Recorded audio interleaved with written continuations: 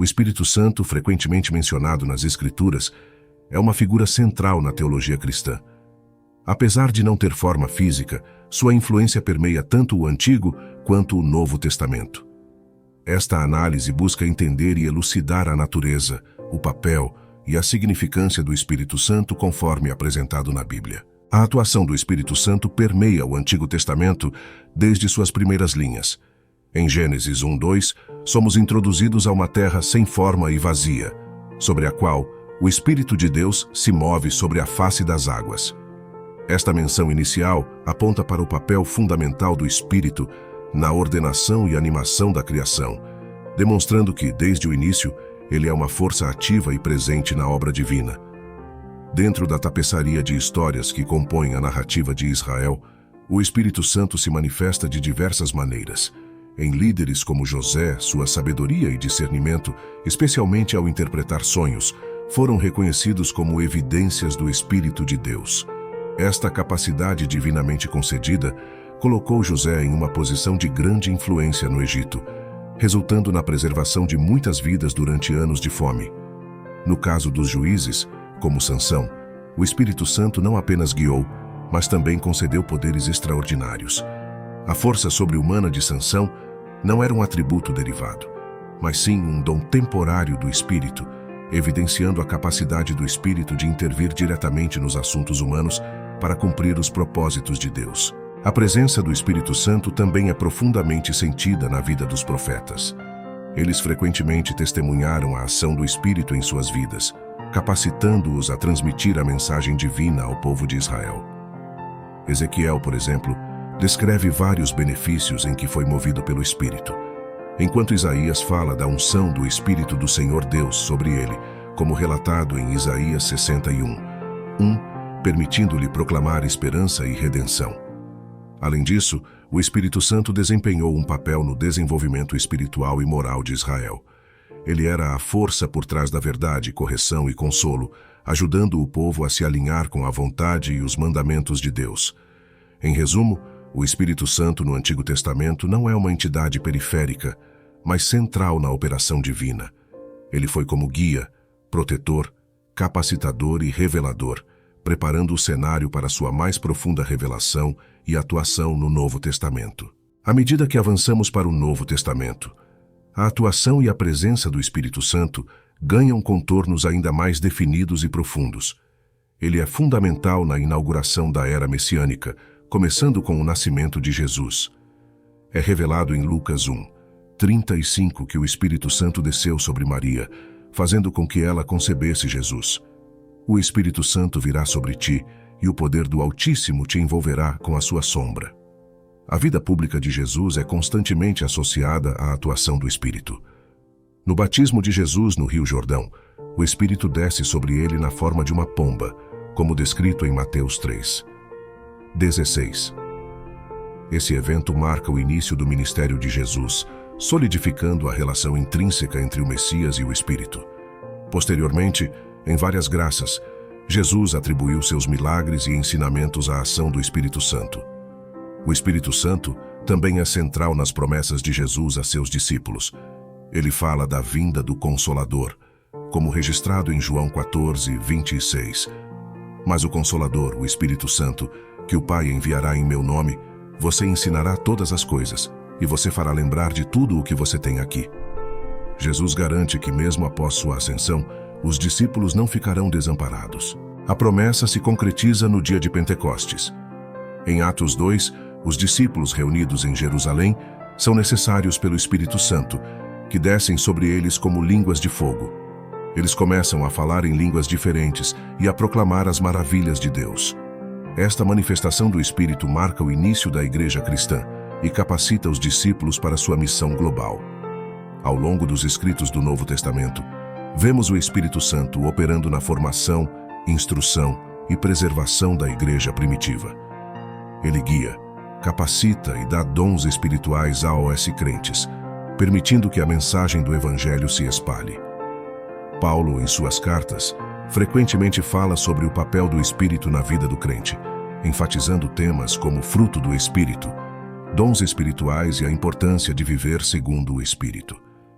No conjunto, O Novo Testamento apresenta o Espírito Santo como o continuador da obra de Cristo na terra, atuando na igreja e nos corações dos crentes, garantindo sua comunhão com Deus e fortalecendo-os em sua missão de testemunhar o Evangelho ao mundo. Na teologia cristã, o Espírito Santo não é apenas uma força ou terceira manifestação divina, mas é reconhecido como a pessoa da Trindade, composta por Pai, Filho e Espírito Santo. Este entendimento é fundamental para compreender plenamente sua natureza e papel na história da salvação. No batismo cristão, conforme registrado em Mateus 28:19, Jesus instrui seus discípulos a batizar em nome do Pai, do Filho e do Espírito Santo, reforçando a natureza triuna de Deus. Esta fórmula batismal revela a unidade e distinção entre as três pessoas da Trindade, enquanto o Pai é frequentemente apresentado como o Criador e o originador do plano de salvação, e Jesus, o Filho, como o Redentor que executa esse plano através de sua vida, morte e ressurreição. O Espírito Santo atua na aplicação da obra redentora de Cristo nos corações dos crentes. Ele convence o mundo do pecado, da justiça e do juízo. João 16:8. Regenera o coração humano e habita no crente, selando-o para a redenção final. Outra função crucial do Espírito Santo é unir a igreja, o corpo de Cristo. Através dele, os crentes são batizados em um corpo, independentemente de sua origem, raça, status social ou gênero, como destacado por Paulo em 1 Coríntios 12:13. Em essência, o Espírito Santo, como a terceira pessoa da Trindade, é coigual e coeterno com o Pai e o Filho. Ele tem uma identidade distinta, mas opera em perfeita unidade com as outras duas pessoas, desempenhando um papel insubstituível na obra divina da criação, redenção e consumação. O Espírito Santo não é apenas uma figura teológica abstrata, mas tem uma atuação prática e transformadora na vida diária do crente. Sua obra se manifesta de maneira pessoal e comunitária, influenciando tanto o indivíduo quanto a igreja como um todo.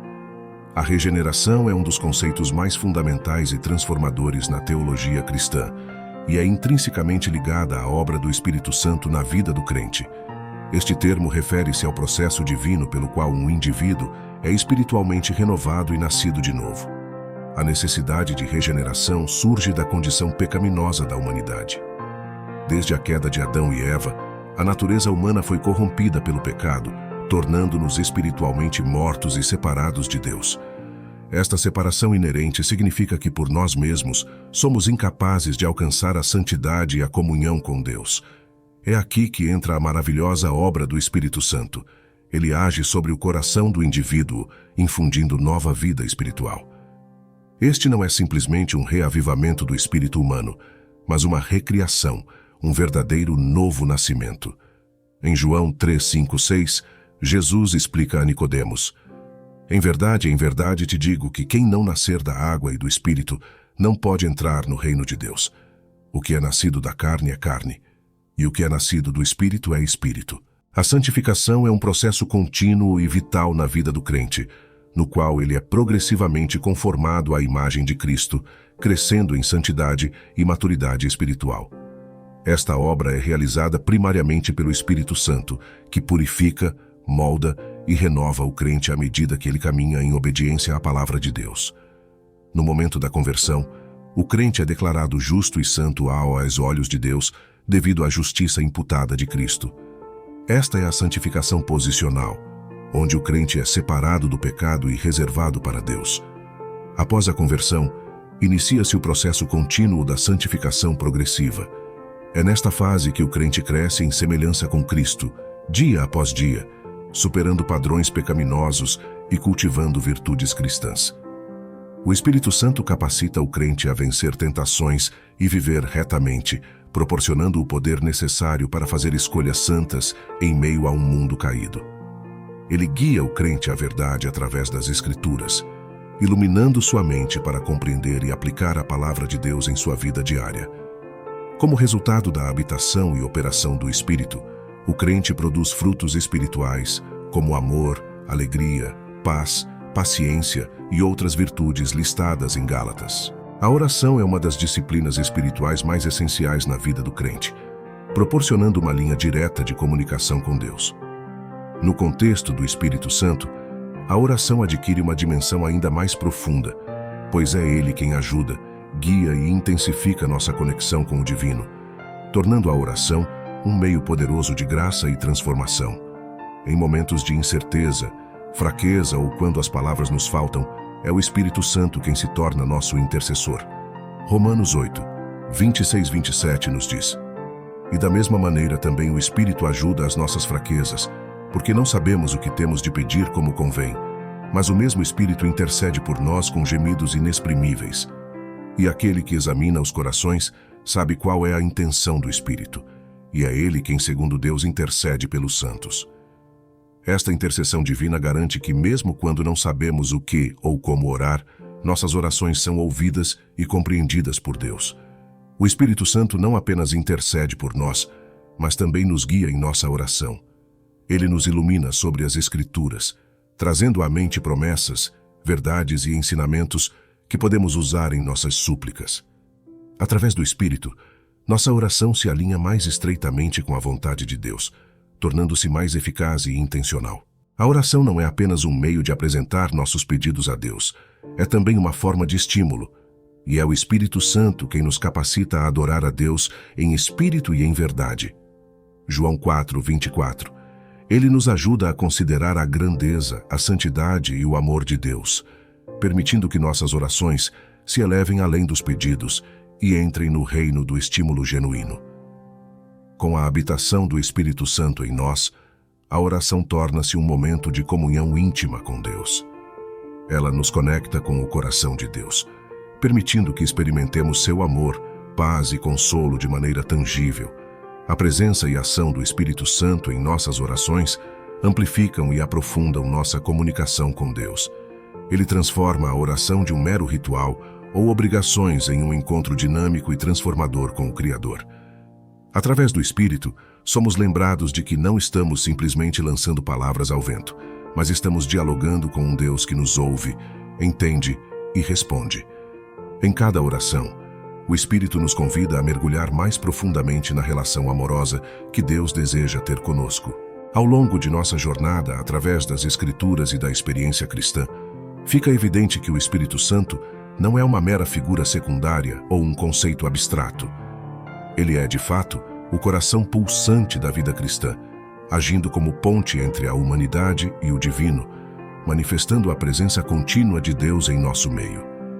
Desde a criação do mundo até a santificação do crente, o Espírito Santo tem trabalhado incansavelmente para cumprir os propósitos divinos. Em cada aspecto de nossa fé, seja na oração, na comunhão, no serviço ou na adoração, encontramos a mão do Espírito nos guiando, capacitando e transformando. Ele é a garantia de Deus de que não estamos sozinhos, de que somos amados e de que há um propósito divino trabalhando através de nós. Portanto, à medida que avançamos em nossa caminhada de fé, que possamos reconhecer e valorizar a obra do Espírito Santo em nossas vidas, que busquemos sua orientação, dependamos de seu poder e nos rendamos a seu trabalho transformador. Pois, na presença do Espírito, encontramos a verdadeira essência do que significa ser um seguidor de Cristo, conectados ao amor eterno e ao propósito infinito de Deus para cada um de nós.